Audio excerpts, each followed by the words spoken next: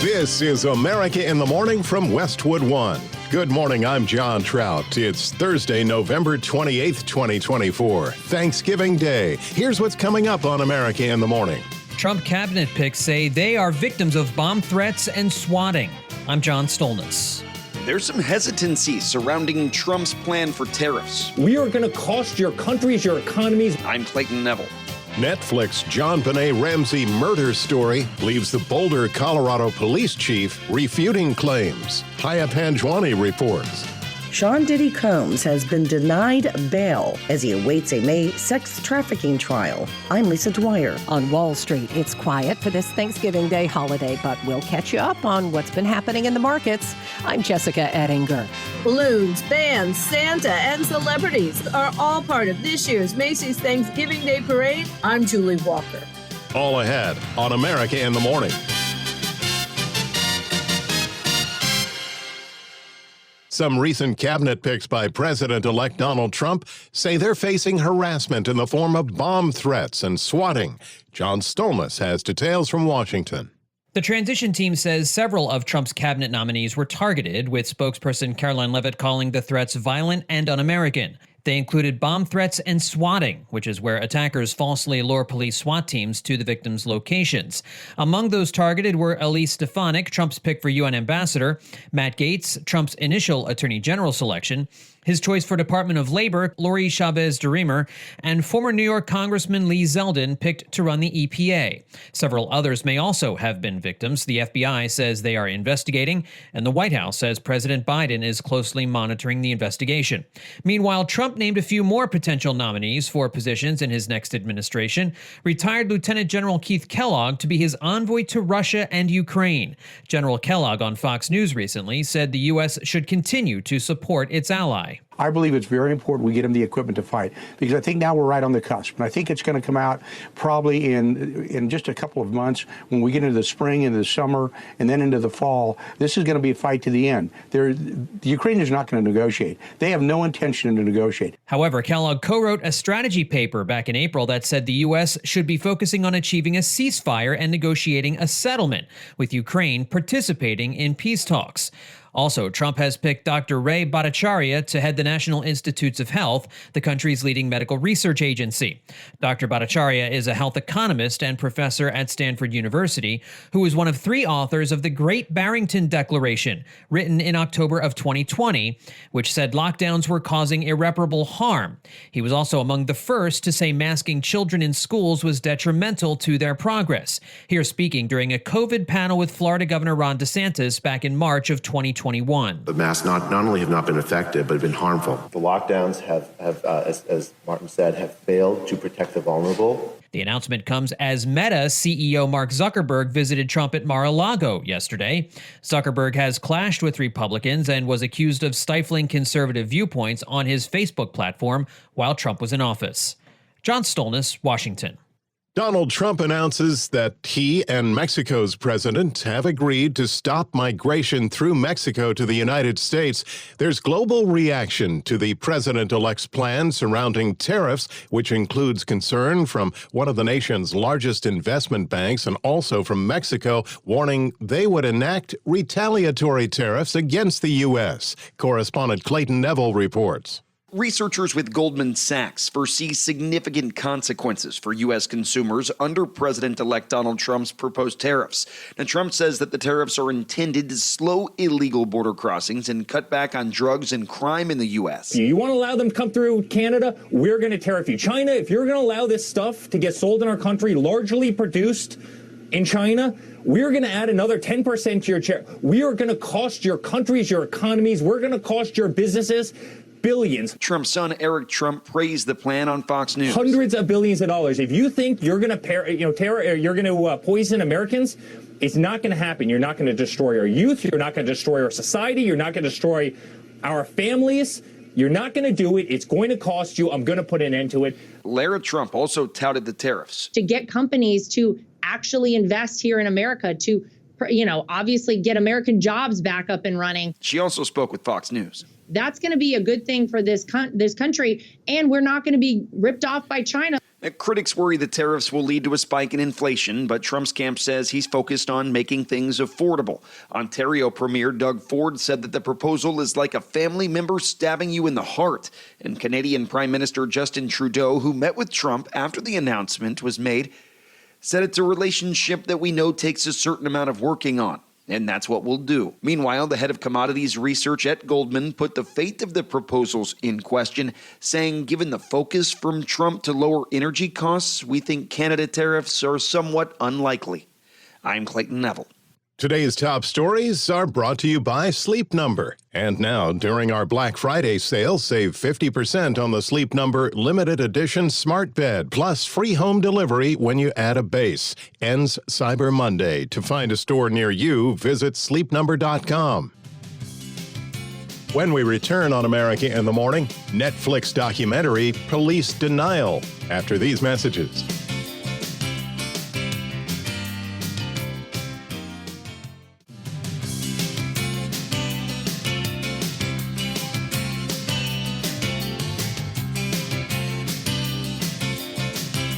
We're back. This is America in the Morning. Where will areas of snow be most likely to present travel troubles this Thanksgiving holiday? Here's AccuWeather.com meteorologist LaTroy Thornton. A disturbance gaining steam as it pushes towards the New England coastline through the holiday today will bring in the coldest air of the season for some by the end of the weekend into the start of the weekend, with the first signs of what's to come arriving in the form of some snow from northern Ohio across much of the northern tier of Pennsylvania, with snow also crossing most of upstate New York today. Expect some flakes to fly in northern New England as well, where snow can be heavy at times through central and northern Vermont and New Hampshire before coating much of interior Maine. The highest snow totals of 6 to 12 inches through tonight can be expected from the Green and White Mountains of northern New England into a swath of Maine, as well as through portions of the Catskill Mountains, with at least 1 to 3 inches of snow from northern Ohio through all but coastal areas of New Hampshire. Steady snow can also have impacts on Thanksgiving travel from Montana into parts of the Dakotas, but this looks like a more sporadic, disorganized, and lighter event overall as some of the coldest air of the season dips into the northern plains. Areas of flurries and snow showers are expected as well for parts of the northern Great Lakes region, mainly from northern lower Michigan, north and west across northern Minnesota. The most active weather will be on the warm side of the East Coast storm, where rain, heavy at times, will drench holiday travelers from southern New England to the mid-Atlantic as rain tapers to showers over West Virginia and eastern Kentucky. Thunderstorms are expected to break out from the Carolinas south and west to southern Louisiana, some of which can even turn severe from the Florida Panhandle to eastern North Carolina. In Charlotte, North Carolina, showers and a thunderstorm give way to cloudy skies and a high of 66. For Omaha, Nebraska, expect some sunshine with a high of just 37. That's the nation's weather. I'm AccuWeather.com meteorologist LaTroy Thornton. Follow us wherever you get your podcasts. Apple, Spotify, Amazon, and YouTube. Just search America in the Morning in your favorite listening app. I'm John Trout. A Netflix documentary looks into the 1996 death of 6-year-old JonBenet Ramsey. The Boulder, Colorado police chief is speaking out about the department's response to the investigation. Correspondent Haya Panjwani reports. Renewed interest in the killing of JonBenet Ramsey because of a new Netflix documentary have led to questions on whether authorities have done everything they can to solve the decades-old killing. Stephen Redfern is the Boulder police chief. Our goal is to find JonBenet Ramsey's killer. Our commitment to that has never wavered. The police comments came as part of their annual update on the investigation, this time a month early. Police said they released it a little earlier due to increased attention on the case, referring to Netflix's show, Cold Case, Who Killed JonBenet Ramsey. We are hopeful that the renewed public attention will generate more tips, and we encourage anyone who has any information to contact our detectives. That audio is courtesy of the Boulder Police Department. Ramsey was found dead in the basement of her family home in Boulder the day after Christmas in 1996. Her death was ruled a homicide, but nobody was ever prosecuted. I'm Haya Panjwani.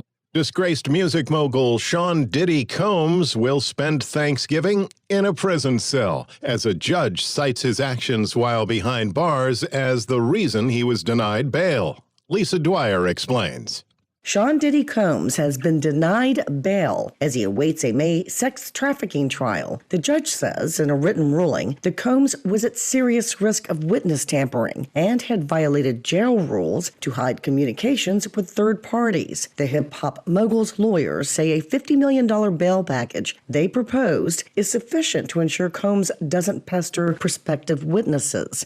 Two judges previously were persuaded by prosecutors' arguments that Combs was a danger to the community if he is free. Combs has pleaded not guilty to charges lodged against him when he was arrested in September. I'm Lisa Dwyer. When we return on America in the Morning, leaving the U.S. for Thanksgiving. We'll have that in business. And later, bring your umbrella to today's big parade. When we return after these messages.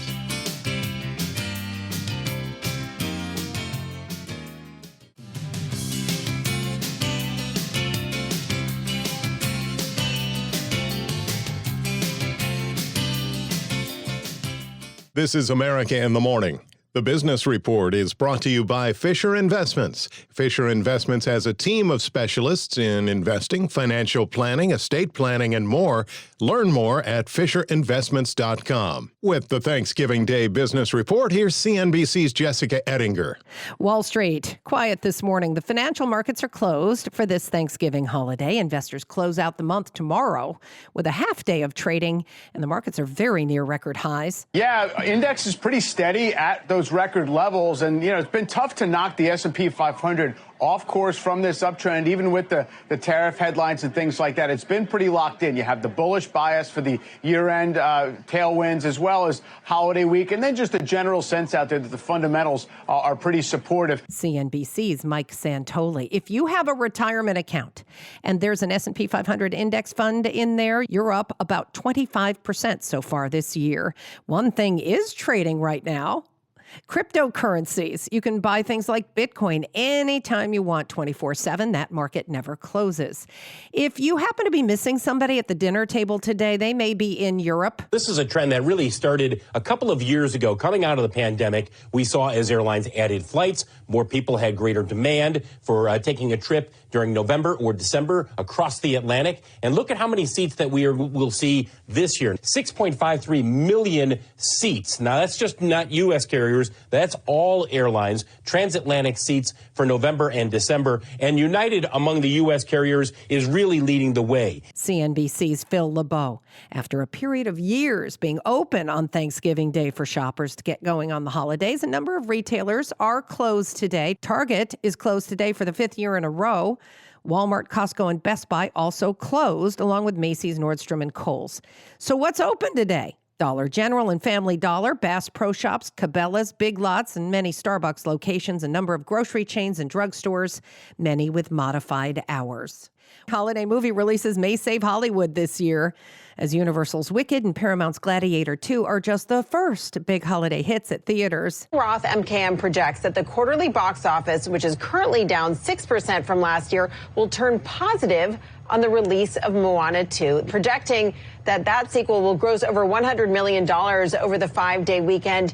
And Roth MKM expects the box office to be further bolstered by Disney's Mufasa, The Lion King, and Paramount's Sonic the Hedgehog, which are both being released just ahead of Christmas. CNBC's Julia Borston. Moana 2 is in theaters. Disney's looking for a big weekend. On today's watch list, it is Thanksgiving, so the financial markets, as we said, are closed. The brands of the day, Macy's, with the Macy's Thanksgiving Day Parade on CNBC's sister network, NBC, and the NFL with 3 holiday games. Thank you, CNBC's Jessica Ettinger. We'll have more on that parade coming up next. Killed in a Tesla Cybertruck. When America in the Morning returns after these messages.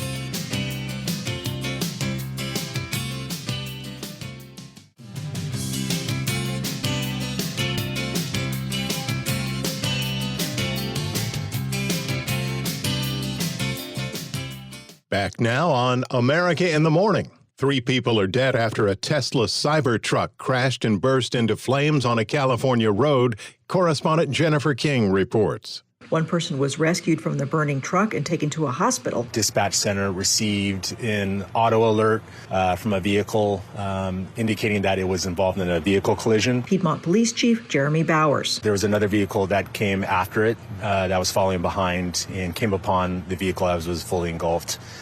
That individual was the one that exited the car, was able to pull at least one person out. The chief says the occupants were driving back from a function around 3 a.m. Wednesday morning and that speed was likely a factor. There have been 6 recalls for the Cybertruck since it went on sale last year. Asked about the safety issues, Bowers said there's no indication that mechanical effects were the primary cause for the solo crash. Local outlets were reporting that the 3 victims were 2023 graduates of Piedmont High School. Our hearts go out to the families. Audio courtesy KTVU. I'm Jennifer King.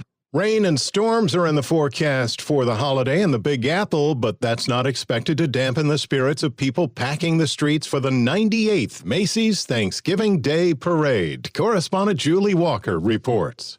Balloons, bands, Santa, and celebrities like Jennifer Hudson and Kylie Minogue are all part of this year's Macy's Thanksgiving Day Parade, says executive producer Will Koss. We're excited about this year's collection of brand new balloons. We have Marshall from Paw Patrol. We've got the extraordinary Nora with Elf on the Shelf. We've got Goku, Gabby from Gabby's Dollhouse, the one and only Minnie Mouse, and of course, Spider-Man making a brand new debut with a brand new balloon this year at the Macy's Thanksgiving Day Parade. He says there are 17 large character balloons, 22 floats, over 700 clowns, 11 marching bands, 10 performance groups, and a whole host of celebrity performers. Julie Walker, New York. Have a safe and enjoyable Thanksgiving. America in the Morning for Thursday, November 28th, 2024 is produced by Jeff McKay. Senior producer Kevin Delaney. I'm John Trout. This is Westwood One. This is America in the Morning from Westwood One. I'm John Trout. Coming up this half hour, we'll have the latest on Donald Trump's transition team. It is now against the law in Ohio for a transgender student to use certain bathrooms. I'm Jim Roop. Closely monitoring the ceasefire in the Middle East. I'm Clayton Neville. Across America this Thanksgiving, dinner table conversations may serve up some food for thought. Julie Walker, New York. Threats are being made to a number of Donald Trump administration nominees. I'm Jeff McKay in Washington. Trump invites Mark Zuckerberg for dinner. Harvey Weinstein sues New York City. We'll tell you why. What can you watch this Thanksgiving and where can you watch it? I'm Kevin Carr. Back after these messages.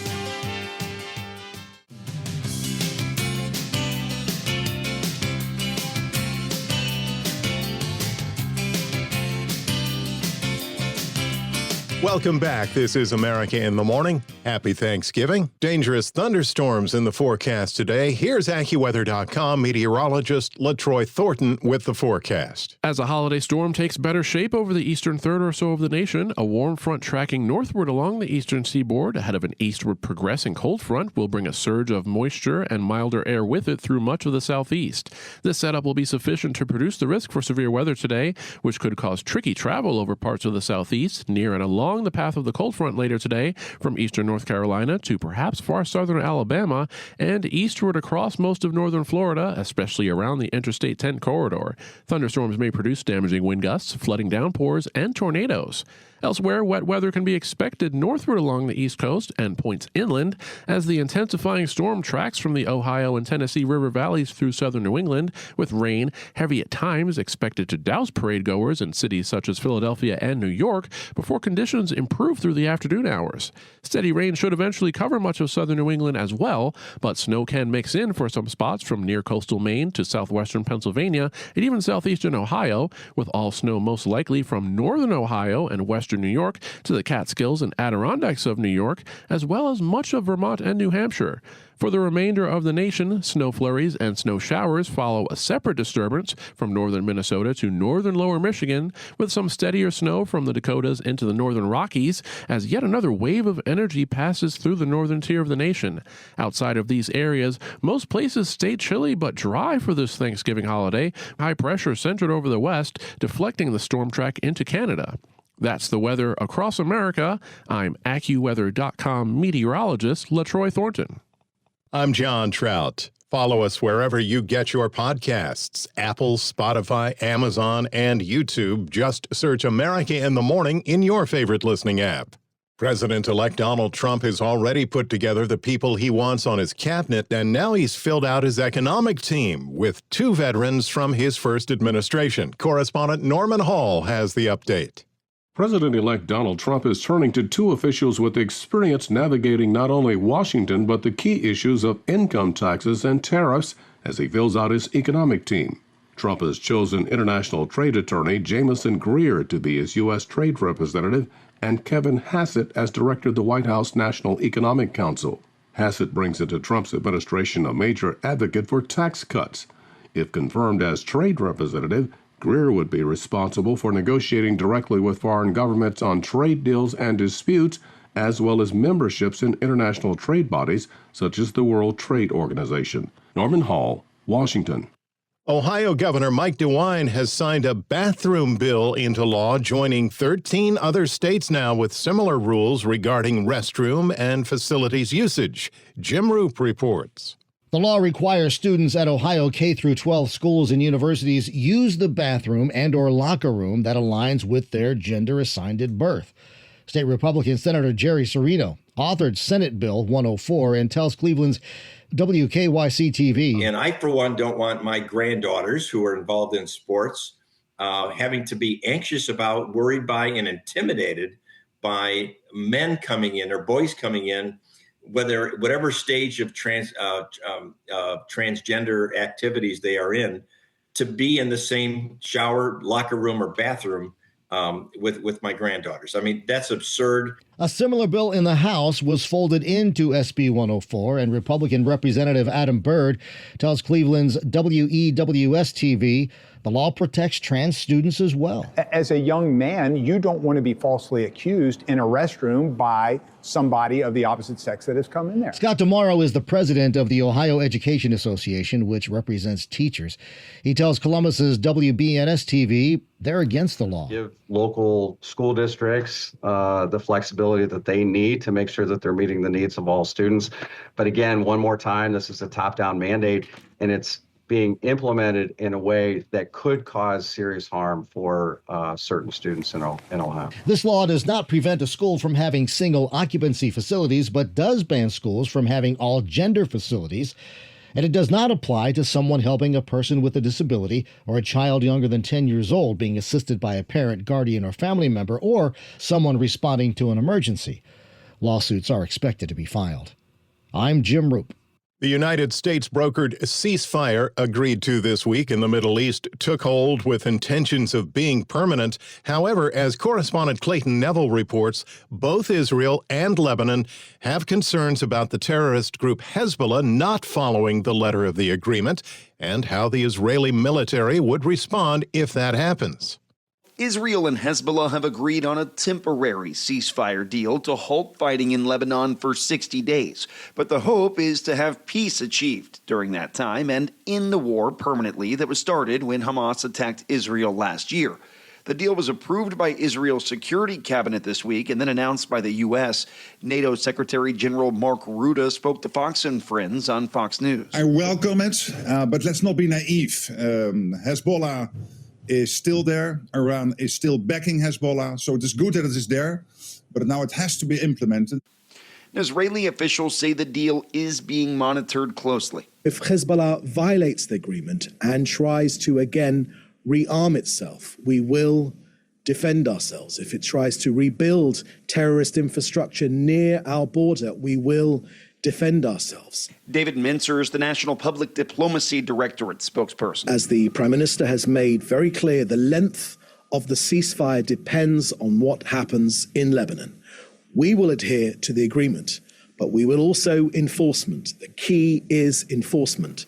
Hours after the ceasefire officially began Wednesday, it seemed to be holding up. People began populating areas of Lebanon that have been deserted and quiet for months, if not longer, many trying to return home for the first time since they left. Amos Hochstein, White House lead ceasefire negotiator, was on with Fox News. This ceasefire is not just a permanent ceasefire. It is a comprehensive ceasefire agreement that has a lot of complexity to it. because it needed to guarantee the safety and security of Israeli residents to go back home. Specifics of the deal do require Hezbollah to end its armed presence in southern Lebanon for the 60-day period and for Israeli troops to stay in Israel. I'm Clayton Neville. Well, this Thanksgiving could be one where some at the table wear their politics on their sleeves, which could lead to not-so-friendly holiday chatter. Correspondent Julie Walker has tips from a therapist on how to keep Thanksgiving conversations civil. Across America this Thanksgiving, dinner table conversations may serve up some food for thought or may lead to an upset stomach. Psychologist Yasmin Saad says the election has given people angst, but she has a Thanksgiving dinner strategy. What people have been doing, they've been thinking, okay, I'm going to come up with a few strategies. The first strategy is I'm going to tell my family, I am not going to talk about politics. I respect your view. I respect mine. I want this Thanksgiving to be, fill the blank, about us connecting, about us being thankful for having each other. Then divert. One of the ways to divert is that I politely say, this is an interesting topic, but I want to remain in the spirit of Thanksgiving. So how did you cook this meal? Or how is this food for you? So diverting it in a polite way, respectful way. Bottom line, Saad says, with a little pre-dinner planning, you can prevent the conversation from leaving you with a bitter taste. Julie Walker, New York. When we return, cabinet nominees receive bomb threats. U.S. prisoners released. Just two of the stories you'll hear next. America in the Morning, back after these messages.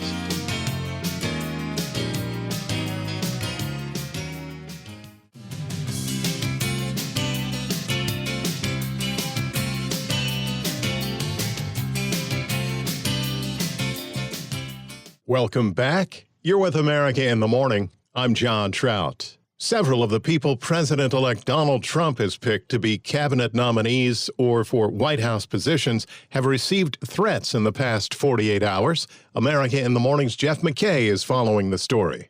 Several cabinet nominees and others have received what Trump transition spokeswoman Caroline Leavitt called, quote, violent, un-American threats to their lives and those who live with them.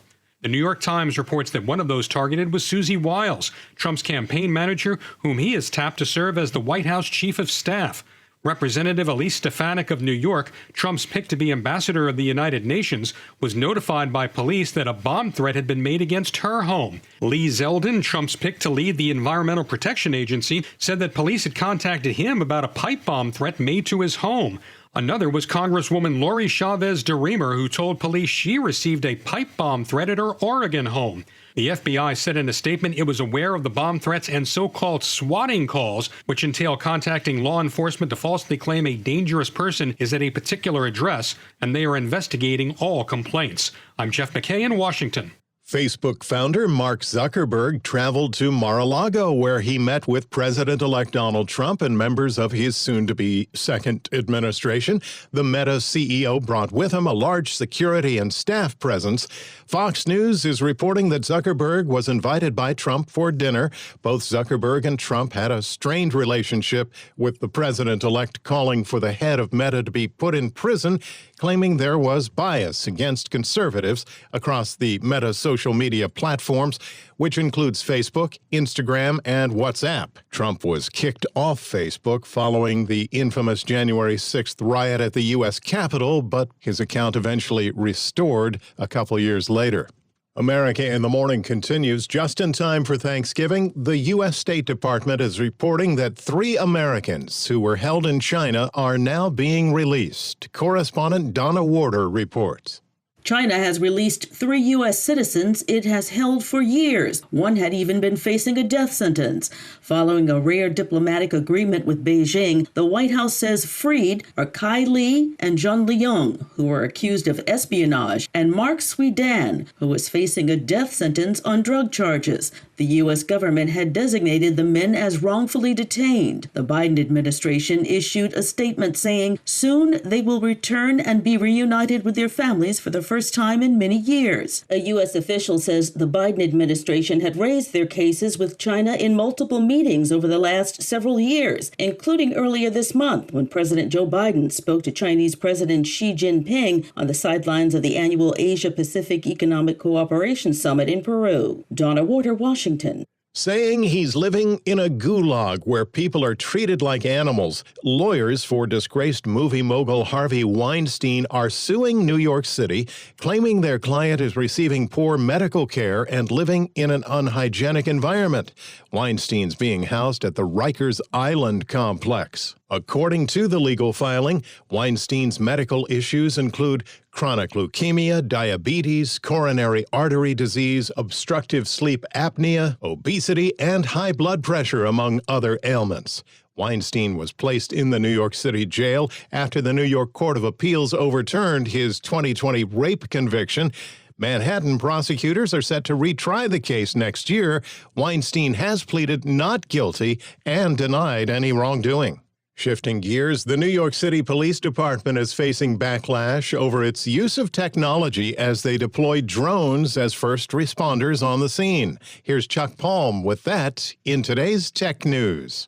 New York City has put into service 10 emergency response drones. 2 drones will be stationed at each of 5 New York Police Department station houses, including one that oversees 843 acres of Manhattan's Central Park. The drones will be programmed to autonomously fly to the exact longitude and latitude of emergencies, including response to missing person searches and to respond to alerts from NYPD's ShotSpotter gunfire detection system and crimes in progress. New York City Mayor Eric Adams said that these drones will mean more efficient policing and will help increase the safety of our responding NYPD officers and New Yorkers. Once a drone arrives on the scene, a pilot at police headquarters in Lower Manhattan can take control of the device and its high-resolution cameras with night vision and audio microphones. Not all New Yorkers are thrilled about the drones. Albert Fox-Kahn, director of the nonprofit Surveillance Technology Oversight Project, said these drones would be disturbing enough on their own, but pairing them with a discredited vendor like ShotSpotter is even worse. I'm Chuck Palm. Sports fans will enjoy some big games today. With a check of Thursday's sports, here's America in the Morning's Robert Workman. NFL Week 13 starts with 3 games on Thanksgiving Day. The Bears at the Lions, the Giants at the Cowboys, and the Dolphins at the Packers. The Vikings will sign former Giants starting quarterback Daniel Jones to their practice squad. NBA, the Hawks handed the Cavaliers their first loss at home this season, 135-124. Trae Young had 20 points and a career-high 22 assists. James Harden had 43 points, 23 in the first quarter as the Clippers sailed past the Wizards. That's Washington's 13th consecutive loss. Rockets got 41 from Jalen Green and needed them all to put away the Sixers in overtime. Coach Ime Udoka. We did the same thing last night against Minnesota, where we had a late 5-point lead and gave that away and then had to regroup and get ready for overtime. So that was a message today. It made it harder than it has to be. Wins for the Nets, Kings, Heat, Pacers, Mavericks, Raptors, Nuggets, Lakers, Magic, Thunder, and Grizzlies. Almost everybody played in the NHL as well. Taylor Hall's hat trick led the Blackhawks to a 6-2 romp over the Stars. Bruins doubled up the Islanders 6-3. Capitals rallied past the Lightning 5-4 on Tom Wilson's power play goal in the third. When stuff happens and there's ups and downs, you find a lot out about your team and your teammates. Pretty gutsy effort tonight. Shutouts for the Wild and the Blues, Avalanche win in a shootout, overtime wins for the Red Wings, Canadians, and Flyers, and victories for the Hurricanes, Panthers, Penguins, Kings, Ducks, and Senators. College basketball, number 4 Auburn beat Memphis for the Maui Invitational title, but West Virginia upset number 3 Gonzaga in overtime at the Battle for Atlantis in the Bahamas. That's Thursday Sports. Thank you, sir. Frozen birds for Alaska. That's when America in the Morning continues this Thanksgiving Day after these messages.